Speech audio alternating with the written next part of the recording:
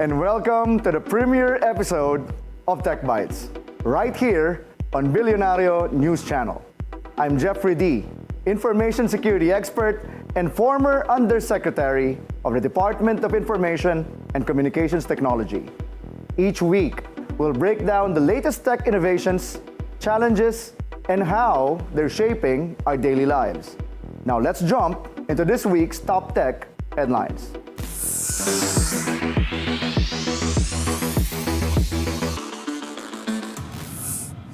Microsoft warns AI now used in global cyber attacks.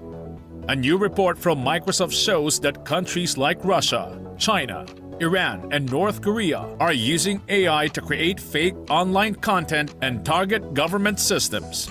Microsoft detected over 200 AI-driven incidents in July alone. That's twice as many as last year and 10 times more than in 2023, showing how quickly AI is being used for cyber attacks.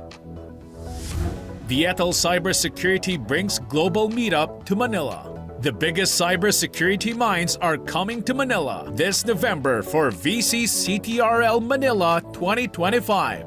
Happening on November 19, the meetup aims to make Philippines a cybersecurity powerhouse, connecting professionals, students, and tech innovators to discuss the latest trends and threats happening online. And in mobile tech, Honor launches its first evolving AI flagship in China. Honor has unveiled the Magic 8 series in China, its first self-evolving AI smartphone line. Powered by the Yo-Yo Agent, the phone can handle 3,000 daily tasks, from deleting blurry photos to organizing expenses. The Pro model boasts a 200-megapixel AI camera, Snapdragon 8 Elite Gen 5 chip, and a 7,200 mAh battery with 120 watts fast charging. Honor says the Magic 8 series will reach global markets later this year. Here in the Philippines, social media has become part of our daily lives, both for business and news, and even for connections. But with scams, deepfakes, and disinformation on the rise, the government is considering, including the possibility of blocking non-compliant platforms. Let's take a closer look at what's behind this proposal, how it works, who decides, and what this proposal means for millions of Filipinos. Leading the government's fight against online scams and digital crimes, Attorney Renato Aboy Paraiso is the acting executive director of the Cybercrime Investigation Coordinating Center, or CICC. A seasoned lawyer and tech policy advocate, he has worked with the Department of Information and Communications Technology and the Interagency Council on Cybercrime, pushing for stronger cybersecurity and digital safety measures for Filipinos. Now on the meat of the matter, during a press briefing early September, you mentioned that certain websites and platforms may be blocked unless they comply with the Department of Information and Communications Technology's instruction of removing certain content relating to scams, illegal online gambling, and deepfakes. Yes. Yeah, again, it was born out of frustration already. We have to recognize that content creation is already a profession, but you have to balance it out with the safety of the people using social media. So we told them that if this continues and we don't see any improvement, there is a possibility that we might block them from the Philippine sphere. But as Secretary Henry already told us, we're a long way from that pa naman. Malayo pa tayo dun. But you did mention it in a press conference, along with Secretary Henry. Yes, Secretary Henry was there, and the social media platforms themselves. But again, in that same press conference, they all told us that they all have zero tolerance policies when it comes to online harm. So we'll put their foot to the fire. So how does the agency define fake online harms? Well, for now, we depend on existing laws when it comes to online harm. So you have libel, you have CICC, child pornography cases, you have various and regulators when it comes to online gambling. But you're correct, there's a lot of gaps when it comes to the definition of things. For example, fake news. Yes. There's no definition again with fake news. So we're relying and even on deepfakes. There's no exactly correct. There are a lot of gaps that need to be filled out, and hopefully the revision of 10175, which Congress is pushing right now, would put some definition for various things which emerged after the enactment of 1175. How does CICC plan to monitor these platforms for so-called for compliance against online harms? Are there any information security risks involved, for example, for users who are using the platform, knowing that now government plans to monitor the use of the platform? Yeah. And how do we ensure that there is compliance? Well, first and foremost, we rely on cooperation with them. That's their first line. An actual working coordination and partnership with these social media platforms for self-regulation. We know they can do it because they can monitor their own platforms. They tell us they self-regulate, that they can take down illegal gambling platforms. So we know that they have the technology. If that doesn't work, then we are procuring some technology that can help us monitor these with the help of AI, automated monitoring of social media platforms, a social media scrubber, if you will, to ensure that all forms of online harms you can monitor and then integrate them into our threat monitoring center in CICC. But how do you foresee the loss of income for those who are legitimately using, for example, Facebook Marketplace or TikTok Marketplace? Well, I know there would be some backlash. I know there would be some uproar when it comes to these holidays, but there are other alternatives. It doesn't mean that if we block one social media platform, we block them all. We just block those who don't comply. So there would be alternatives that they can go and jump to when that particular social media platform is being blocked. But again, it's not a permanent block. Like I said, it's a means for them to comply with, so the existing laws in the Philippines. Well, maybe as a way of suggestion, government should think about, trying to isolate marketplaces from this blocking, because a single day of blocking sales would mean, at least for SMEs, that's a huge loss for them already. We understand that. Hence why we are very open with when it comes to our policies and what we are planning to do. That's why we didn't block them right away, because we can do that even without warning to the public. But we want the public to know that there is a real need for them to comply, and the need and the reason for them to comply outweighs individual interest when it comes to SMEs and their marketplaces. But you know this, no, Attorney Aboy? I've known Attorney Aboy for quite a time.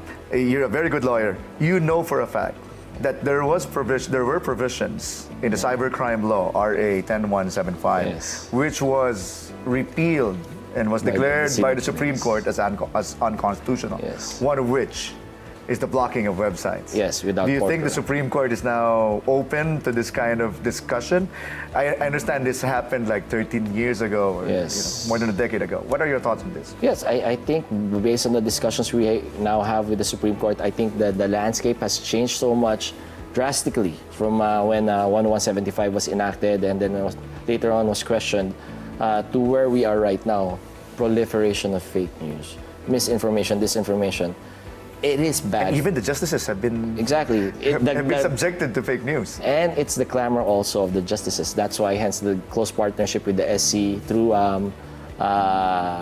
Justice Midas Marquez and the DICT and the CICC, wherein we are discussing now on certain ways that we can implement the spirit of 1175 when it comes to protecting everyone from online harms. That's an eye-opening discussion on how we can make our digital space safer and more accountable. But before we move to the next part, let's leave you with a quick dose of cyber smarts in our Tech of the Town trivia.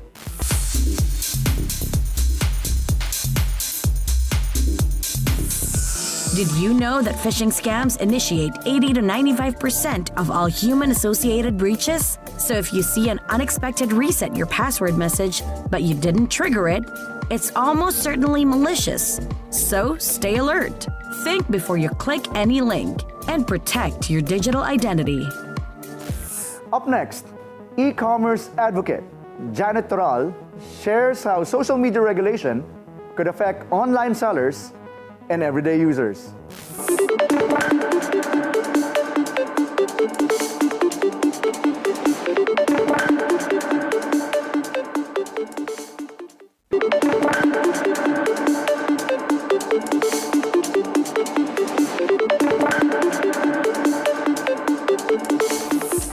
Welcome back to Tech Bytes. Earlier, we heard from the government side on why the proposed social media blocking is being considered. But how does this affect ordinary users, content creators, and online entrepreneurs, the millions who rely on social media every day for income and connection? Tonight, we hear from a digital pioneer who's been advocating for responsible online behavior and digital rights since the early days of e-commerce in the Philippines. Known as one of the country's leading digital transformation advocates, Janette Toral is the founder of Philippine Internet Commerce Society and the Digital Filipino Club.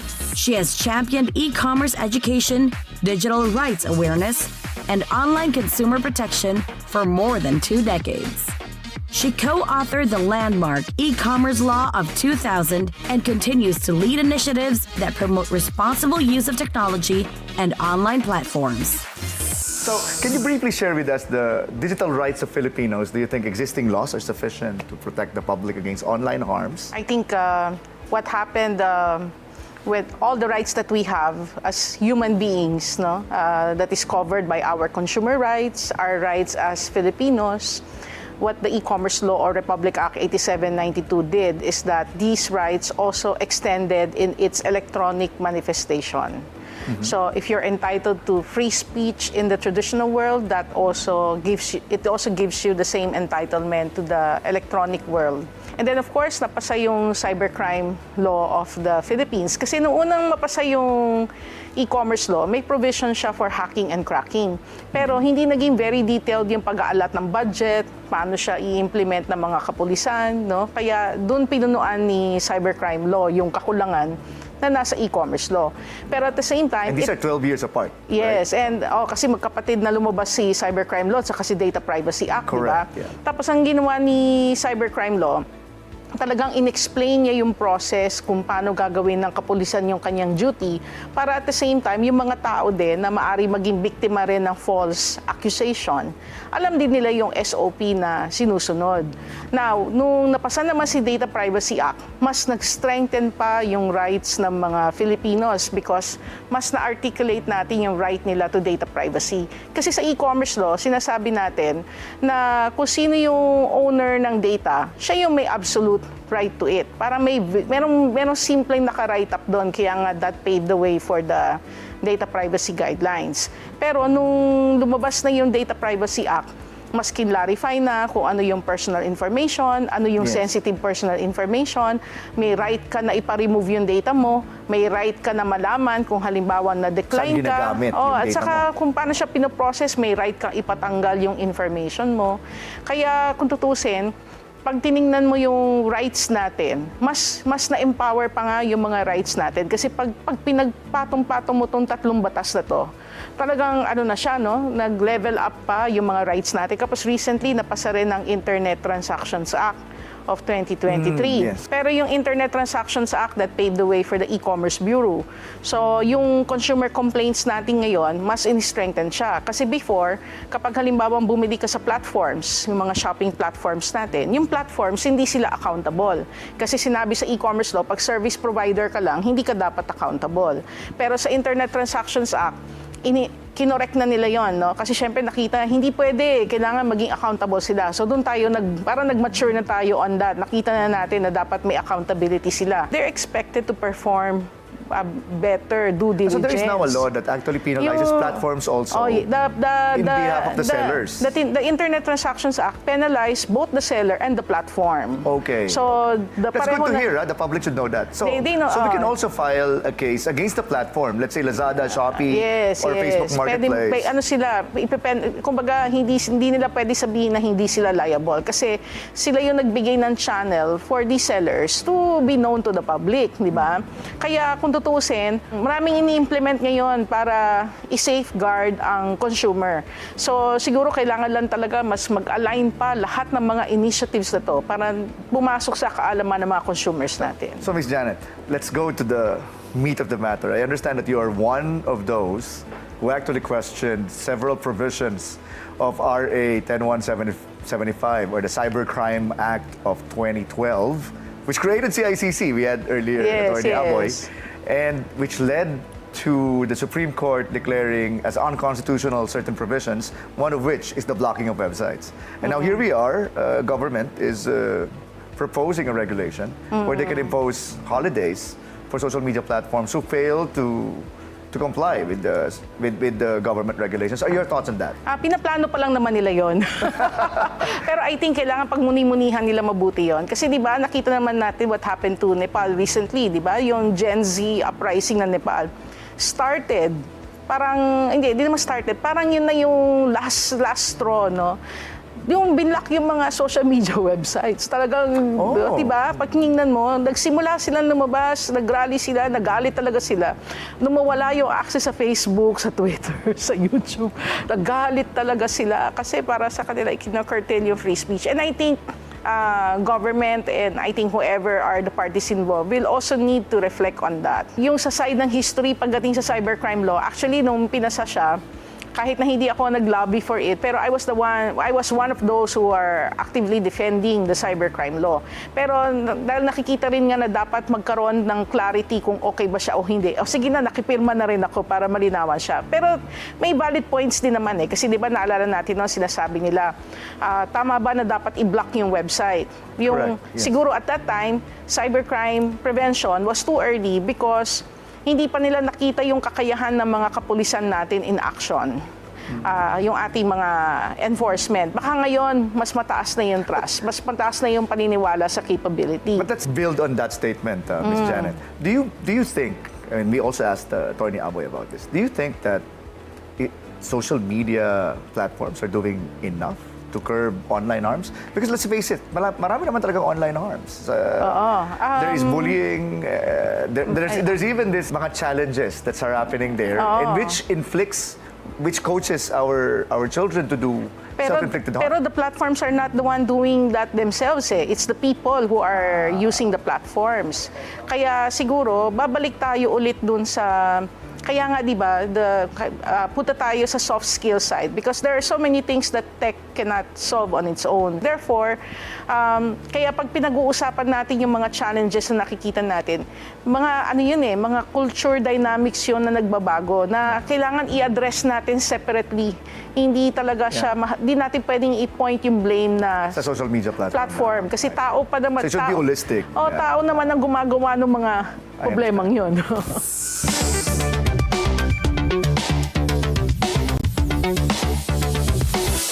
Spot a scam online? You can report it to the Cybercrime Investigation Coordinating Center.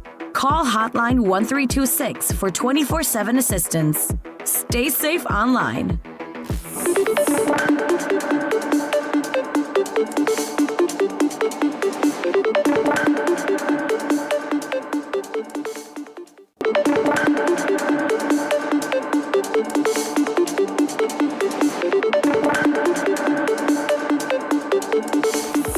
Welcome back to Tech Bytes.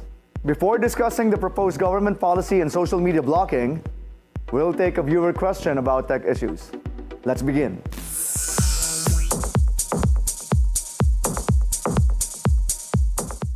Hi Jeff, do you think pwede talagang i-block ng government ang social media apps sa Pilipinas? That's a very tough question. The answer is, it depends. There are certain laws in the Philippines which allows for blocking. For example, if it pertains to children, for example, or sexual exploitation of children, then that's an immediate takedown. In the cases of in flagrante delicto, or you are in the act of committing a crime, such as in cases of sexual abuse, or in cases of cyber sex dens, then it can be taken down. But the problem is, if the question is fake news, or it is borderline within the purview of opinion ba ito, or is this political satire, then it really depends. Most probably, the answer is no. To dig deeper, I sat down with two digital experts to unpack this issue. Attorney Aboy Paraiso, Acting Executive Director of the CICC, and Ms. Janette Toral, e-commerce advocate and digital leader. Here's our conversation. We've talked about government regulations, we've talked about being proactive, you talked about, you even had a suggestion about DSWD. baka they should have a role in this. So is there a role that ordinary users can play to ensure that both the platforms and the regulators are doing their jobs well when it comes to online harms? Maybe who would like to start? Maybe we can start with Ladies Janette. first. Ako na naman muna. Sige. I think yung sa mga users, palagi naman sinasabi, buyer beware.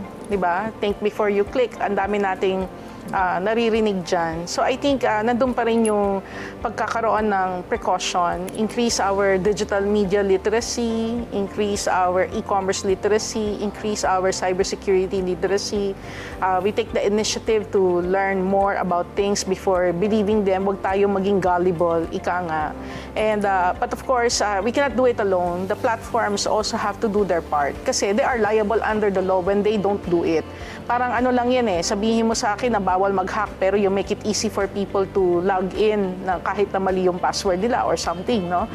So may ano yan, may balancing act siya dapat. Attorney Aboy, we're talking about hacks. Sometimes people don't know they're already hacking, by the way. So what do you think the public should be aware of? And you can give some tips also on making sure that they're dalawang bagay na tips, no? Number one, that they are more resilient to online harms. And second, they're not doing online harms because some people don't know that they're doing online harms. Well, again, you take, when it comes to engagement in social media, it's you take the good with the bad.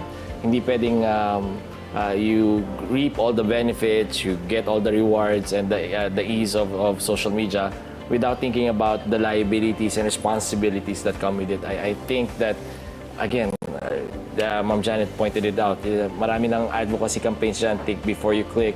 Kasi to your point, marami sa ating mga kababayan hindi pa nila alam na nakakagawa na sila ng online harm. For example, yung mga comments nila might be, again, to the ordinary citizen, it's just an expression of speech, but they're bordering on libelous statements already. Some of them inciting to sedition.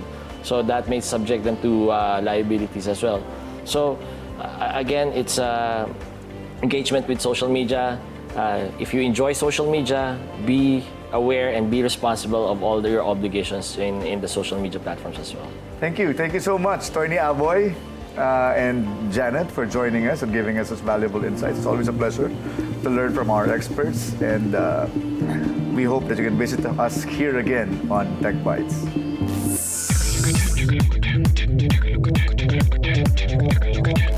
The Philippines is one of the highest social media penetration rate, with Meltwater estimating 78% of the population, or some 90.8 million Filipino user identities in social media.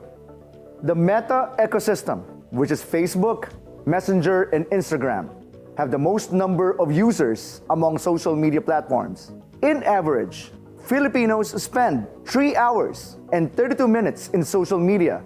That is higher than the global average of only 2 hours and 21 minutes. Government officials have a point. While social media has its benefits, it also has its fill of dark corners. The government has to protect our kids from foes that promote self-harm and that continues to persist in social media platforms. But the question is, does government really have the tools and means to monitor and protect cyber citizens? The National Telecommunications Commission Memorandum Circular Number 1, Series of 2025, was issued, directing the cooperation of telecommunications companies in blocking online harms. In Congress, a TRICOM hearing concentrating on fake news made viral through social media was started. And in these hearings, representatives of social media companies are apparently absent. Quite understandably, these social media platforms are operated by foreigners, and in most cases, they defend themselves by saying they are just platforms. These platforms even boasted that they use AI to detect bogus users and bots. But let us remember, the way these social media platforms make money is by making viral posts. This is a clear case of conflict of interests. Why would these social media platforms, for example, take down a post that gives them more hits, more engagements, and therefore more money? But here's the catch. While some online harms can clearly be detected, there is no global definition for fake news. With government oversight looming, whose agency would define fake news? And on a foundational note, is it even correct for government to define what is fake news and fake information? That is a dangerous power for governments to wield. Until next time, I'm Jeffrey D, and this is Tech Bytes, breaking down technology one byte at a time.